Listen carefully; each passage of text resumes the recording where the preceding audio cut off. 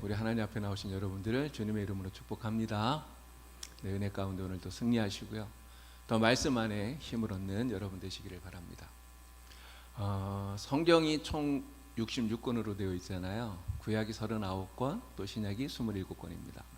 66권의 성경 가운데 여러분들이 읽으시면서 제일 좀 지루하다 이렇게 느꼈던 성경이 어디입니까? 아마 대부분 오늘 우리가 읽은 이 본문이 있는 레위기일 것이라는 생각이 들어요. 잠이 잘 안 올 때 밤에 그럴 때는 이 성경책을 딱 꺼내셔서 이 레위기를 읽으시면 잠이 잘 온답니다. 금방 잠이 온대요. 사실 이 레위기는 좀 읽어보면 지루해요. 재미도 별로 없고요. 이 제사에 관한 이야기들이 계속해서 나오고 또 절기라든가 이런 것들이 이렇게 쭉 나오기 때문에 사실 그리고 또 오늘 우리는 예배를 드릴 때 이렇게 제사를 드리질 않잖아요. 그러다 보니까 이게 우리하고 무슨 관계가 있나 이런 생각이 좀 들기도 하고, 그래서 사실 이 레위기는 별로 이렇게 재미가 없는 성경 가운데 하나라고 생각이 됩니다. 그러나 레위기에서 지금 오늘 우리들이 이제 이 제사에 대한 이야기를 하잖아요. 우리 지난 시간, 이번 시간 계속해서 제사에 대한 이야기를 하는데, 사실은 이러한 제사에 관한 내용들이 우리 예수님에 대해서 너무나 잘 보여주고 있다는 거죠. 그래서 우리가 예수님을 잘 알기 위해서는 이러한 제사들의 모습을 잘 공부를 해야 됩니다. 그래서 우리가 이 성막을 공부하면서 이 제사에 대한 이야기를 하는 거예요. 우리 지난 시간에 2가지 제사에 대한 이야기를 했습니다. 이스라엘에 5가지 5대 제사가 있다고 했는데요. 번제와 소제에 대한 이야기를 지난 시간에 했고요. 이제 오늘은 나머지 3가지, 바로 화목제와 속제제, 속건제, 이 제사에 대한 이야기를 여러분들에게 드리려고 합니다. 자, 먼저 화목제 이야기를 좀 해보려고 그래요. 하나님과 사람 사이에 이 화평을 위한 제사가 화목제입니다. 이게 목적이 화목함을 이루기 위해서 하나님 앞에 드리는 제사다, 이렇게 말할 수 있겠죠. 화목제를 히브리어로 셀렘 이렇게 부릅니다. 셀렘. 근데 이 단어의 뜻은 온전하다, 끝내다. 이 끝내다라는 이런 의미의 단어에서 이게 유래가 되었다고 그래요. 그러니 셀렘이라고 하는 말하고 굉장히 좀 유사한 우리가 잘 아는 히브리어가 하나 있어요. 그게 뭔지 아시죠? 샬롬입니다. 샬롬. 샬롬은 사실 다 잘 알잖아요. 이게 히브리어 샬롬, 평화라는 뜻이잖아요. 사실 이 평화라고 하는 이 말도 단절된 것을 끝냈기 때문에 이게 평화가 오는 거예요. 이게 같은 의미에서 이 단어가 왔다, 이렇게 말할 수 있는 거죠. 이게 평화나 이 화목제나 이 단어가 다 같은 단어에서 유래가 되었다라는 것입니다. 자, 하나님과 사람 사이에 평화가 이루어졌음을 감사하면서 드리는 제사, 이게 화목제, 이렇게 우리가 생각을 하면 되겠어요. 자, 화목하기 위해서 하나님 앞에 제사를 드리는데, 자, 누구와 화목해야 되는가, 어떻게 화목해야 되는가, 우리가 이것을 알아야 됩니다. 이 화목제를 통해서 누구와 우리가 화목함을 이루려고 하는가. 여러분, 우리가 화목함을 이루려고 하는 그 첫 번째 대상이 누굴까요?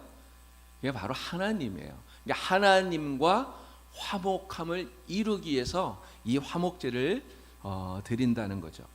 자, 에덴 동산에서 아담이 범죄한 이후에 사람은 하나님과 원수된 관계가 되었습니다. 하나님과 사람 사이의 이 화평이 깨어졌다라고 하는 거죠. 그래서 하나님께서는 사람이 하나님께 나아올 수 없는데 짐승을 대신 잡고 그 피를 흘림으로써 그 피를 보고 사람이 하나님께 나아올 수 있도록 이렇게 만들어 주신 거예요. 그래서 하나님과의 화목이 이루어지게 하셨다는 거죠. 그래서 이 화목제의 가장 큰 목적, 화목제를 드리는 가장 큰 이유는 바로 이 하나님과의 화목함을 이루는 데 있다라는 것을 우리가 기억을 해야 되고요. 자, 그런데 이 화목제 제물을 보면 레위기 3장 1절부터 오늘 우리가 읽었던 그 본문에 나오는 이야기입니다. 여기 말씀에 보면 내장에 덮인 기름, 내장에 붙은 모든 기름, 막 이런 내용들이 나와요. 이게 내장에 있는 기름들을 모아서 이것을 하나님 앞에 번제로 드려라, 이렇게 이야기를 하고 있다는 것이죠. 모든 동물의 전체를 다 불살라서 하나님께 드리는 게 아니라 내장에 있는 기름을 모아서 하나님께 드리라는 거예요. 여러분, 이 내장이라고 하는 것은요, 이 속에 있는 걸 말하는 거잖아요. 바로 우리의 마음, 우리의 중심을 의미하는 것이다, 이렇게 말할 수 있습니다. 여러분, 우리가 하나님 앞에 나와서 하나님과의 화목을 이루기 위해서 여러분 어떻게 해야 될까요? 그냥 우리가 이렇게 나와 앉아 있는다고 화목함이 이루어지는 게 아니라는 거죠. 바로 하나님께 우리의 마음을 드리고 우리의 중심을 드리고 우리의 모든 것을 드릴 때 하나님이 우리의 예배를 받으시고 우리 안에 하나님과 우리 안에 화목함이 이루어진다, 이렇게 말할 수 있는 것입니다. 그래서 여러분들은 모두 다 정말 하나님 앞에 마음을 드리고 또 정성을 드리고 중심을 드림으로써 하나님 앞에 온전한 화목함을 이루는 여러분들이 되기를 바랍니다. 자, 하나님과의 화목함을 이루고요. 두 번째, 누구와 화목함을 이루어야 되느냐? 바로 제사장과 화목함을 이루어야 된다라고 하는 거예요. 자, 레위기 7장 30절부터 33절까지의 말씀을 보면 하나님께서 화목제를 드리는 사람에게 이런 이야기를 해요. 그 제물 가운데서 가슴, 그 제물의 가슴 부분, 그리고 오른쪽 뒷다리를 제사장에게 주라는 거예요. 자, 가슴은요, 사랑을 의미합니다. 오른쪽 뒷다리, 이거는 힘을 의미하는 거예요. 여러분, 제사장은 어떤 사람이죠? 하나님께서 대리자로 세운 사람이에요. 그래서 이 제사장이 사랑의 마음을 가지고 백성들을 보듬는 사람입니다. 또 이스라엘 백성들을 힘있게 이끌어가야 할 책임을 가지고 있는 사람이에요. 바로 그러한 제사장에게 이러한 제물을 주라는 거죠. 여러분, 왜 주라고 하겠습니까? 그 의미 속에는 바로 제사장과의 화목함을 이루어라, 이런 말이 되는 거예요. 이런 제사장은 하나님과 사람 사이의 이 중재자 역할을 하고 있는 거예요. 그렇기 때문에 이 사람들이, 성도들이 제사장과 화목함을 이루지 못하면 하나님과의 관계에 있어서 이 화목함을 이루기가 굉장히 어렵다고 하는 거예요. 그래서 하나님과 화목함을 이루고 그 다음 중요한 것이 바로 제사장과의 화목함을 이루는 것이다, 이렇게 말하고 있는 것입니다. 여러분, 지금은요, 목회자와의 이런 화목함을 이루는 것, 이게 얼마나 중요한 것인가 하는 생각을 해보았어요. 여러분, 목사와 여러분들이 화목하십니까? 진짜 화목해야 돼요. 여러분, 교인들이 목사하고 사이가 안 좋다, 여러분 목사 얼굴도 보기 싫다, 여러분 그러면 교회 나오고 싶을까요? 교회 안 나오고 싶겠죠. 어쩔 수 없이 교회는 나와도 여러분, 만약에 목사하고 관계가 안 좋으면 목사가 하는 그 설교를 안 들어요. 들어도 다 진짜 이 속에 경일기가 되는 거죠. 여러분, 그래서 은혜를 받을 수 있을까요? 절대로 은혜를 못 받는 거예요.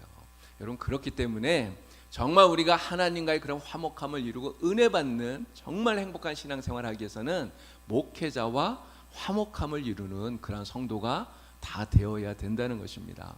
여러분 모두 다 목회자와 좋은 관계를 가지시고 화목함을 이루셔서 행복한 그런 신앙생활 할 수 있길 바랍니다. 자, 그럼 세 번째는 누구와 화목함을 이루어야 되느냐?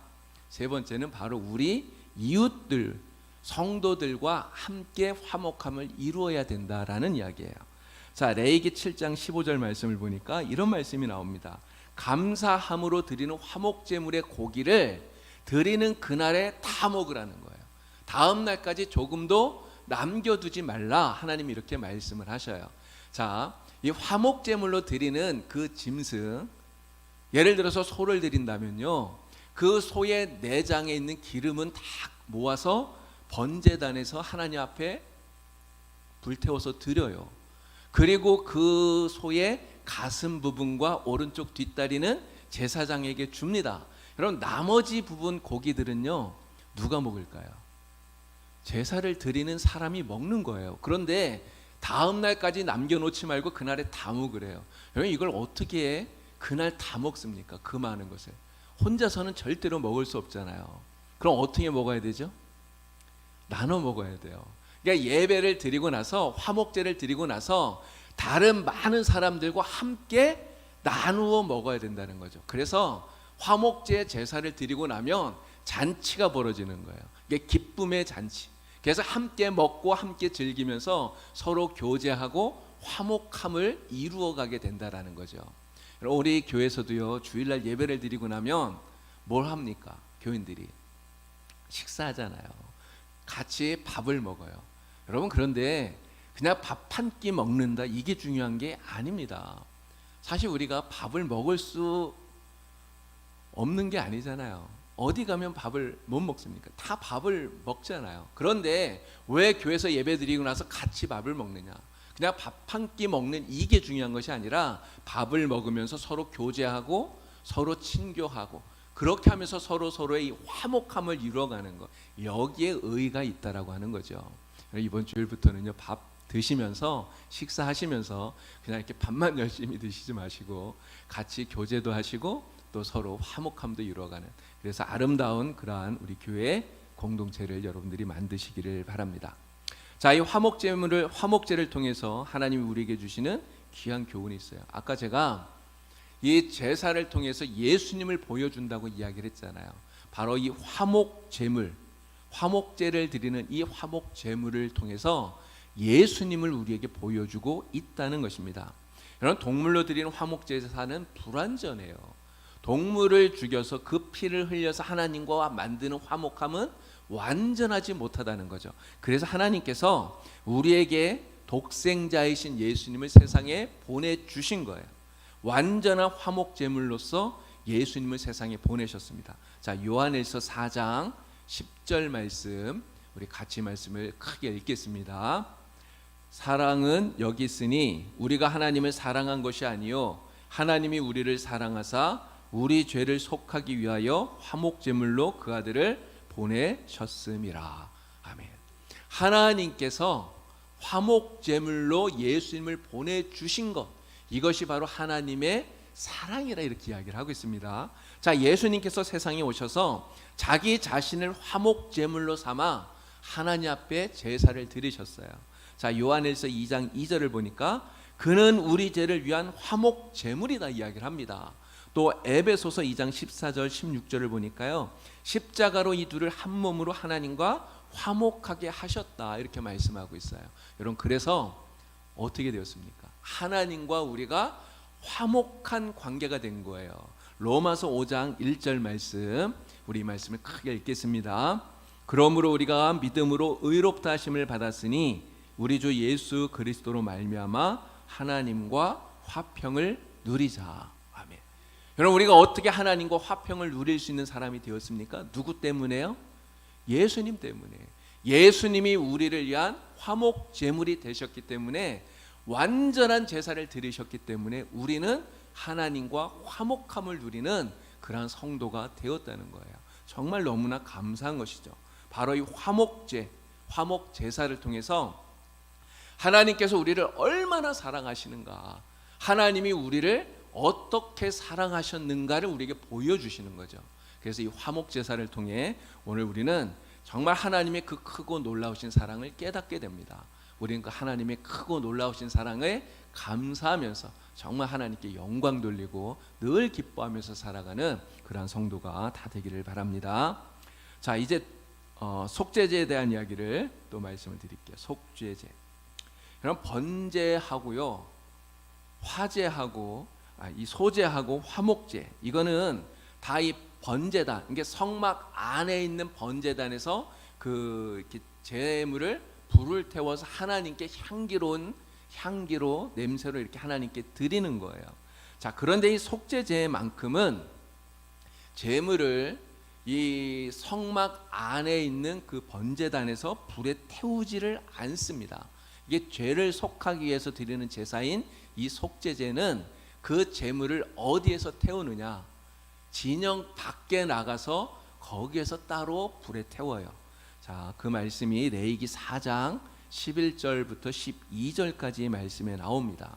여기 보면 속죄제 제물, 그 제물을 고기를 전부 다 진영 바깥 재버리는 곳으로 가지고 가서 거기에서 불살라라 이렇게 말씀을 하셔요.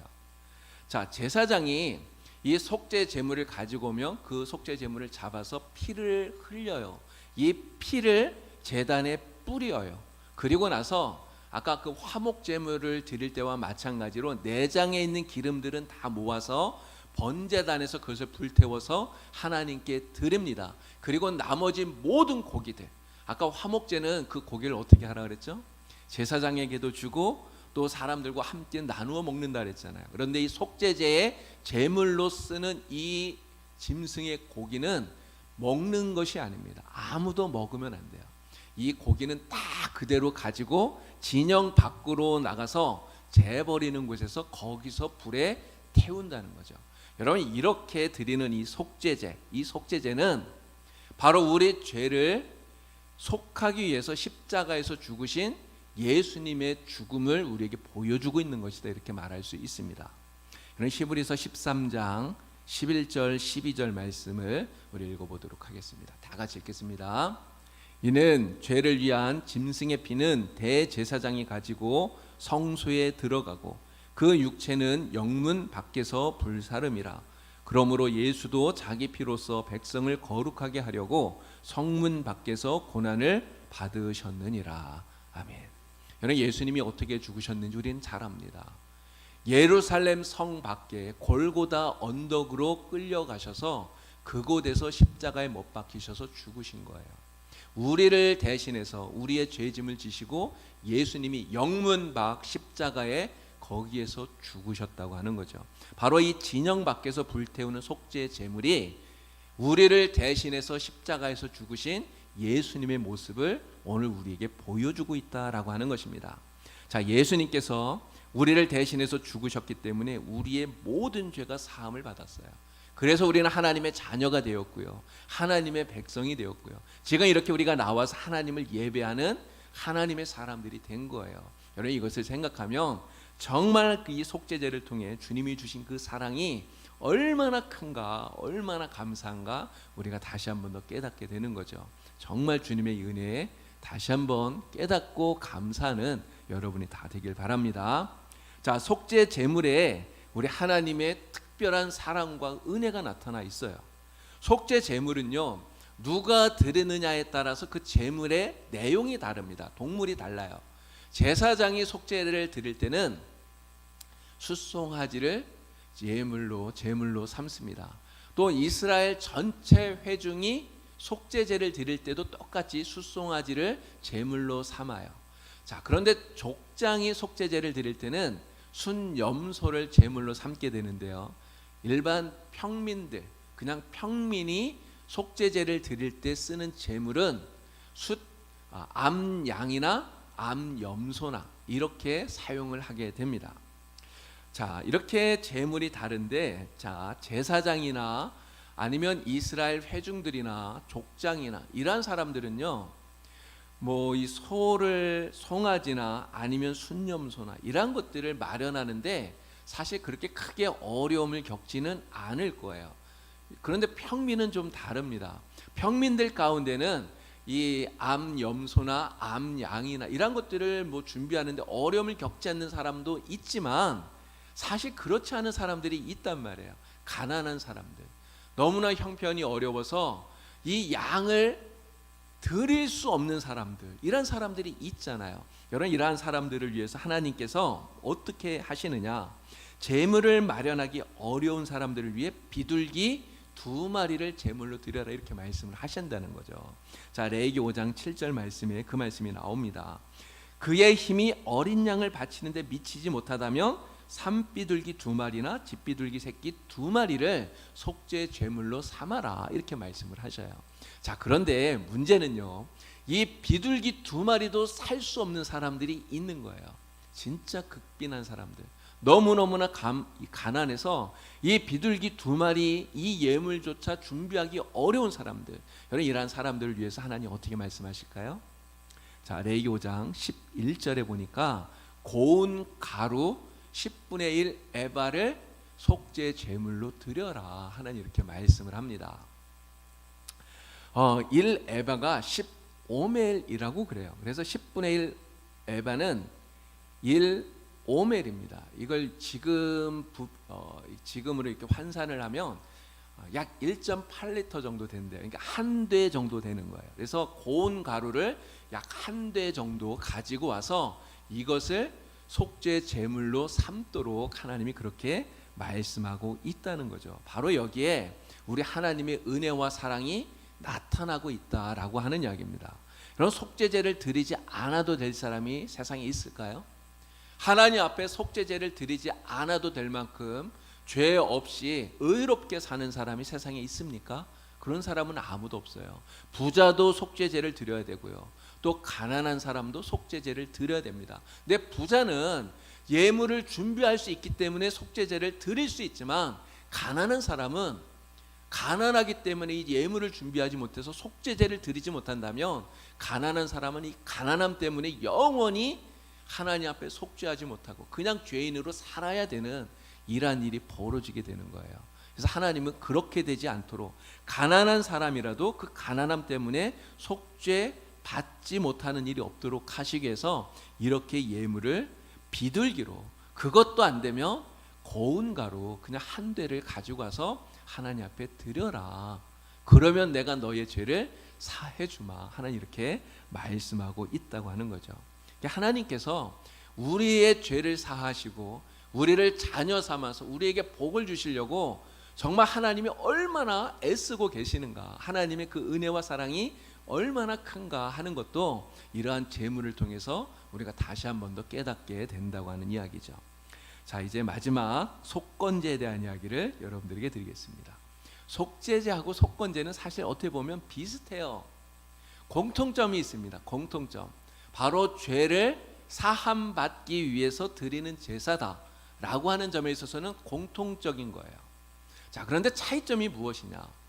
속죄제는 하나님께 우리의 본질적인 그런 하나님과의 관계 속에서 이러한 죄를 사함받기 위해서 드리는 제사다, 이렇게 생각하면 쉬울 것 같아요. 그리고 속건제는 우리가 하나님 앞에 잘못한 것들, 또 사람들에게 잘못한 것들, 그런 것들이 있을 때 하나님 앞에 죄를 용서해 달라고 제사를 드리면서 동시에 내가 잘못한 그 사람에게 그 피해에 대한 배상을 해주는, 이게 바로 속건제라고 하는 겁니다. 그래서 속죄제하고 속건제의 가장 큰 차이점은 배상을 해주느냐, 배상을 하지 않느냐라고 하는 차이가 있는데요.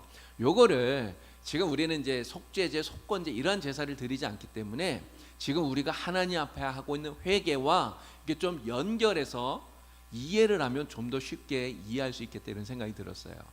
여러분, 회개에는 두 가지가 있습니다. 두 가지 회개가 있어요. 하나는 우리가 가지고 있는 본질적인 죄에 대한 회개를 하는 거예요. 그러니까 아담이 범죄하고 난 다음 모든 사람들은 다 죄인이 되었다고 그러잖아요. 우리가 이걸 원죄라고 그럽니다. 이게 죄에 오염된 상태 속에서 우리가 세상에 태어나요. 여러분, 아기는 죄가 있을까요, 없을까요? 곰방 응애 하고 태어난 아기, 여러분, 이 아기도 다 죄인이에요. 왜 그렇습니까? 본질적으로 죄인이라는 거예요. 죄 가운데서 태어났기 때문에. 여러분, 그 죄를 어떻게 해결해야 되느냐? 그 죄를 회개하는 것이 바로 이 첫 번째 회개예요. 바로 예수님을 믿을 때 하는 회개입니다. 예수님을 믿고 하나님을 믿고 예수님을 나의 구주로 영접할 때 하는 회개. 여러분, 이 회개는 우리의 일생에서 단 한 번만 하면 좋게요. 그죠? 이 예수님을 영접하는 이 회개를 우리가 날마다 할 필요는 없는 거예요. 그렇잖아요. 이게 뭐 예수님을 영접했다 다시 떠났다 이럴 수는 없으니까요. 우리가 한 번만 하면은 됩니다. 자, 구약의 제사와 비교할 때 바로 이러한 본질적인 회개를 속죄제와 속죄제로 우리가 이렇게 이해를 하면 되겠다는 거예요. 자, 그런데 이제 또 다른 회개가 하나 있는데, 이 회개는 우리가 매일마다 범하는 잘못에 대한 회개예요. 여러분, 우리가 하나님의 자녀가 되었지만 그렇다고 죄를 짓지 않는 건 아니잖아요. 매일 생각으로 뭐 행동으로 하여간 우리가 늘 죄를 지어요. 잘못하는 일들이 사실 많잖아요. 그래서 우리가 매일같이 손을 씻고 얼굴을 씻고 이렇게 하는 것처럼 우리가 하나님 앞에 우리가 잘못하는 그러한 일들에 대해서 늘 하나님 앞에 고백하고 우리가 회개하고 용서를 구하는 거예요. 바로 이러한 회개, 이 회개가 바로 이 구약의 속건제와 유사하다, 이렇게 이해를 하면 쉽겠다라고 하는 것이죠. 자, 이 속건제를 통해서 우리가 꼭 기억해야 되는 것이 두 가지가 있습니다. 정말 중요한 거예요. 하나는 이거예요. 용서는 하나님에게만 받는 것이 아니라 내가 잘못한 그 사람에게서도 받아야 된다라고 하는 거예요. 여러분 밀양이라고 하는 영화가 있는데 이 영화를 보셨나요? 이 영화가 나온 지 좀 됐습니다. 2007년도에 개봉한 영화니까 조금 됐죠. 아마 많은 분들이 영화를 보셨을 텐데 영화 보면서 굉장히 좀 답답한 이런 마음이 들어요. 영화의 그 주인공 신애라는 이름을 갖고 있습니다. 신애. 근데 이름도 일부러 그렇게 지은 것 같아요. 신애. 하나님의 사랑? 하여간 신애. 근데 이 신애라는 이 사람이 남편이 죽어요. 근데 죽고 나니까 어린 아들을 데리고 남편의 고향인 밀양으로 내려갑니다. 근데 거기 가서 이게 피아노 학원을 열고 이렇게 사는데 사람들이 자기를 무시하는 것 같으니까 무시당하지 않으려고 마치 돈이 많은 것처럼 막 이렇게 허풍을 떠는 거죠. 허세를 부리는 거예요. 근데 이게 화가 되어서 자기 아들이 유괴를 당해요. 그래서 돈을 갖다 놓았는데도 불구하고 그 아들을 이 유괴범이 죽여요. 이게 아들이 참혹하게 죽임을 당하는 거죠. 여러분 얼마나 고통이 컸겠어요. 그러니까 정말 그 극심한 고통 속에 빠졌는데 그러다가 이 신애가 교회를 나가게 됩니다. 교회에 나가서 하나님을 믿게 되고요. 그리고 교회에서 마음의 평안을 얻게 되는 거예요. 그리고 나서 이 신애가 자기 아들을 죽인 이 살인범을 내가 용서해 주어야 되겠다 이런 마음을 먹게 된 거예요. 정말 대단하잖아요. 그리고 진짜 교도소에 자기 아들을 죽인 이 살인범을 만나러 가요. 용서해 주려고. 자, 영상을 하나 여러분들께 보여드릴 건데요. 바로 이 교도소에서 이 신애가 자기 아들을 죽인 살인범을 만나는 장면이에요. 영상을 통해서 잠깐 보도록 하겠습니다. 내가 오늘 여기 찾아온 건요, 하나님의 은혜와 사랑을 전해주러 왔어요. 나도 전에는 몰랐어요. 하나님이 계시다는 것도 절대 안 믿었어요. 내 눈에 안 보이니까 안 믿었죠. 그런데 우리 준이 때문에 하나님의 사랑을 알고 비로소 마음의 평화를 얻고 새 생명을 얻었어요. 그분의 사랑과 은혜를 느낄 수 있다는 게 얼마나 감사하고 행복한지 몰라요. 그래서 내가 여기까지 찾아온 거예요. 그분의 사랑을 전하기 위해서요. 고맙습니다. 정말 고맙습니다. 준이 어머니한테 우리 하나님 아버지 이야기를 듣게 되니 참말로 감사합니다. 저도 믿음을 가지게 되었거든요. 요 교도소에 들어온 뒤로 하나님을 가슴에 받아들이게 됐습니다. 하나님이 이 죄 많은 인간한테 찾아와 주신 거지. 그래요? 하나님을 알게 됐다니 다행이네요. 예, 얼마나 감사한 일입니까? 하나님이 이 죄 많은 놈한테 손 내밀어 주시고 그 앞에 엎드리가 지은 죄를 회개하도록 하고 제 죄를 용서해 주셨습니다.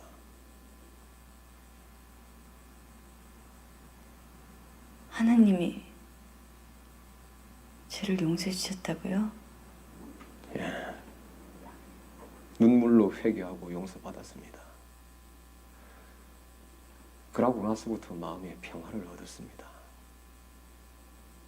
아침에 일어나자마자 기도하고 하루하루가 얼마나 감사한지 모릅니다. 하나님한테 회개하고 용서받으니 이래 편합니다, 내 마음이. 요새는 기도로 눈 뜨고 기도로 눈 감습니다. 주의 어머니를 위해서도 항상 기도합니다. 죽을 때까지 할 겁니다.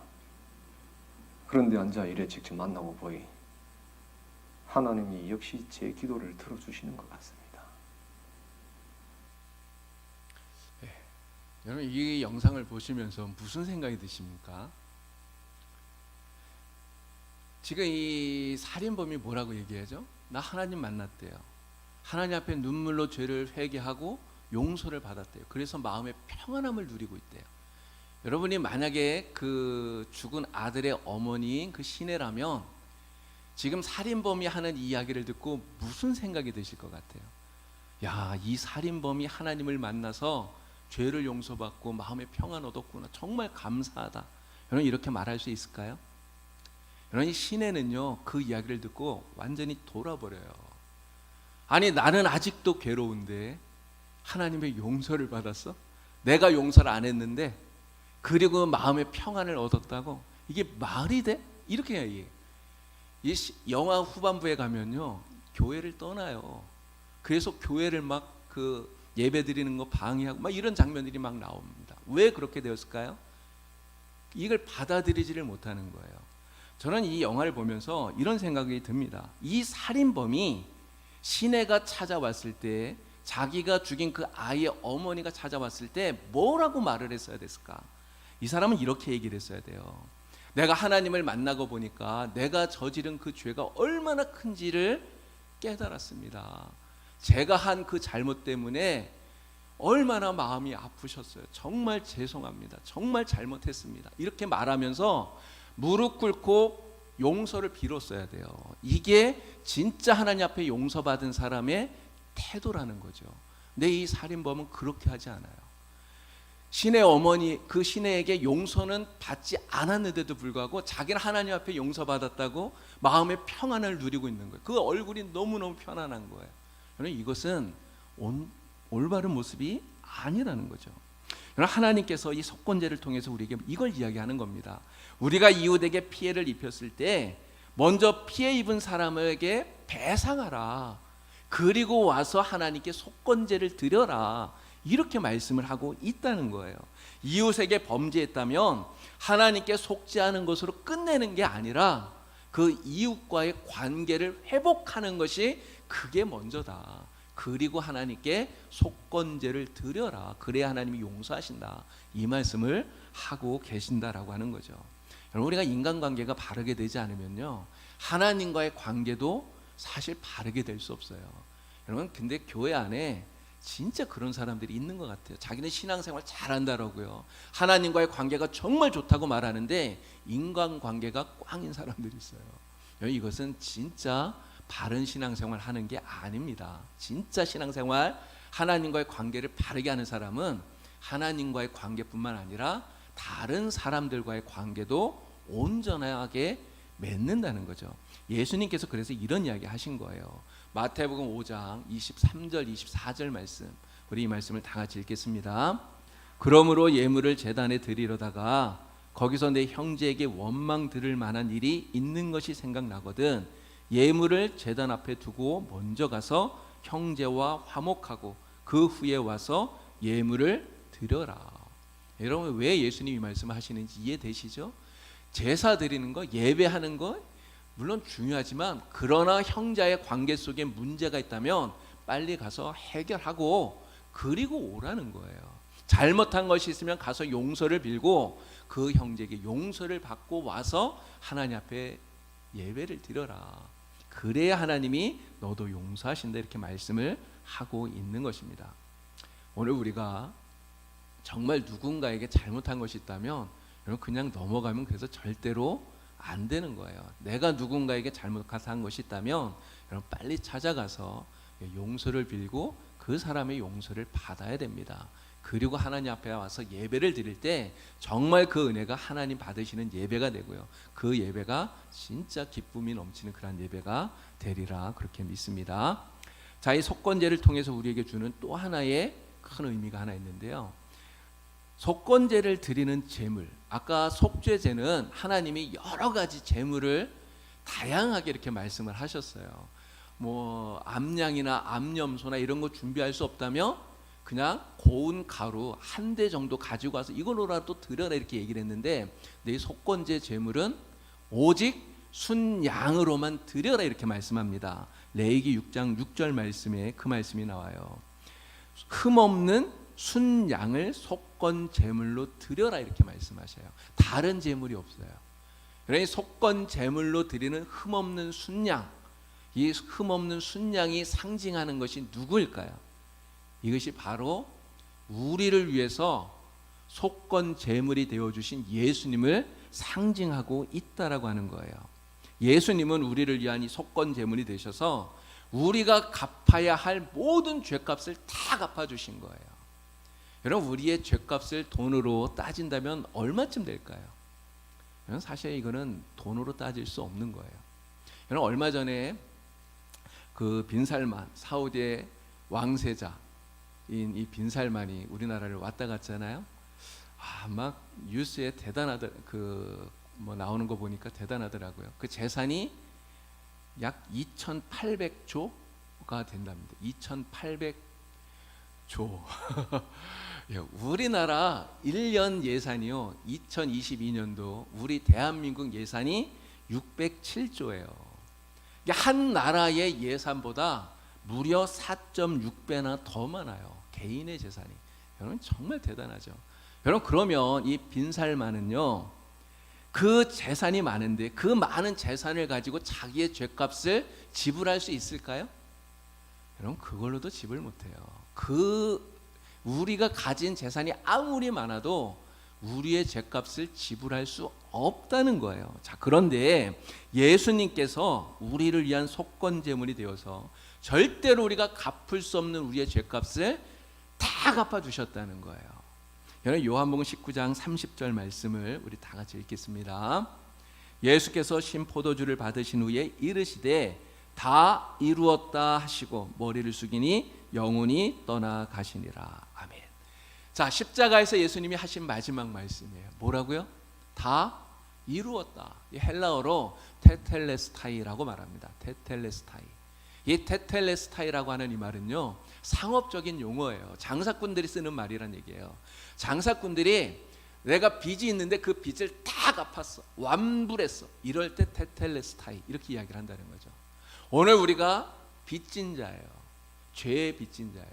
그 빚을 갚을 수가 없어요. 그런데 예수님이 십자가에서 우리 대신 죽으심으로써 우리를 위한 속건 제물이 되셔서 우리가 갚아야 할 그 모든 죄의 빚을 다 완불하셨다. 다 갚아버리셨다. 이게 테텔레스타이라고 하는 것입니다. 예수님께서 우리를 위해서 죄값을 다 지불하셨기 때문에 더 이상 우리는 죄의 종이 아니에요. 우리는 죄의 종이 아니라 죄의 속박에서 벗어나 참된 자유를 가진 사람들이 되었다는 것이죠. 바로 이 속건제, 이 속건 제물이신 예수님께서 바로 우리에게 이러한 은혜를 베풀어 주셨음을 보여주고 있다라고 하는 것입니다. 여러분, 제사에 대한 이야기를 했어요. 사실 제사는 좀 지루하고 처음에 말씀드린 것처럼 별로 재미는 없습니다. 그러나 이 이스라엘 백성들이 성막에서 드렸던 5가지 제사, 번제와 소제와 화목제, 속제제, 속건제, 이 5가지 제사들이 보여주는 것이 무엇이냐? 바로 우리가 믿는 예수님이에요. 예수님이 우리를 위해서 무엇을 하셨는지, 예수님이 우리를 얼마나 사랑하셨는지 바로 이것을 우리에게 보여주고 있다는 거죠. 그래서 이러한 제사에 대한 공부를 통해서 우리의 믿음이 더 굳건해지고 더 강해지고요, 또 더 깊어지는 그러한 시간이 될 수 있기를 바랍니다. 함께 기도드리겠습니다. 하나님 아버지, 성막에서 드렸던 이스라엘의 5가지 제사를 통해서 오늘 우리 예수님에 대한 공부를 저희들이 함께 하였습니다. 하나님, 이러한 제사들을 통해 우리가 우리의 구원자 되신 예수님을 더 깊이 알게 하여 주시고, 더 우리의 믿음이 굳어지게 하여 주시고, 또 우리 주님의 그 은혜와 사랑에 더욱더 감사하며 살아갈 수 있도록 하나님 은혜를 베풀어 주시옵소서. 예수님의 이름으로 기도드리옵나이다.